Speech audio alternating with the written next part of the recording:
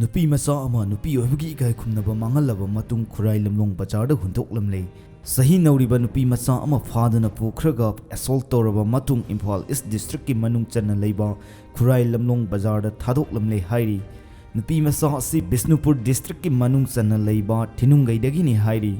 thokdok asiga mari leinana Bisnupur Women Police na case ama register tawkhibaga loinana thizinbagi thabak chathabada tha asigi tarik 12 gi ayuk pung 13 rom taba matamda phaduna pukhraba matung khurai lmlong bazar numidang pung 3 taba matamda thadoklambani hairi victim oiribi nupimacha asida wahung pong chathaba matamda numit kharani gi mamangda mobile phone gi khuthangda Imphal East ki mafam amadagi sahi 13 khakta ngairiba nupamacha amaga paw faunaki haiba khangba ngamki amadi nupimacha asigi phinungi sarukta ana ayek yaurakpadagi medical examination su sathakre hairi makha satharakpo oina RPF ki acting president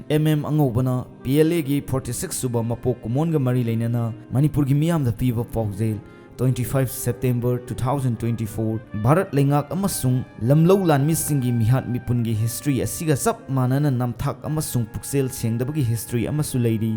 Yawolop singi marakta lukharana khulai gi muknaba leptuna table da waroshin ama puruknaba honaduna lakhiba sahi masing yamlakle adubu Bharat Lengak na waroshin gi mahutta framework agreement suspension of operation su homecoming ceremony ceasefire agreement haina maming thonba lang kaya thaktuna lupsing asibu amadi miyambu namthak tawduna thambiri haibo warol thadorakli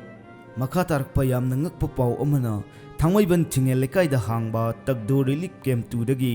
video asida uriba miyoi ani asina inmate singna ngaihaktang oiraba su pothana ba haiduna relief camp ta install tawjaba smart tv huran bikri miyoi asigi langla langjin takpa ngamba miyoi singda awamal matik chana pijagani haiduna thangmaiban 360 na cc footage asi thagalakli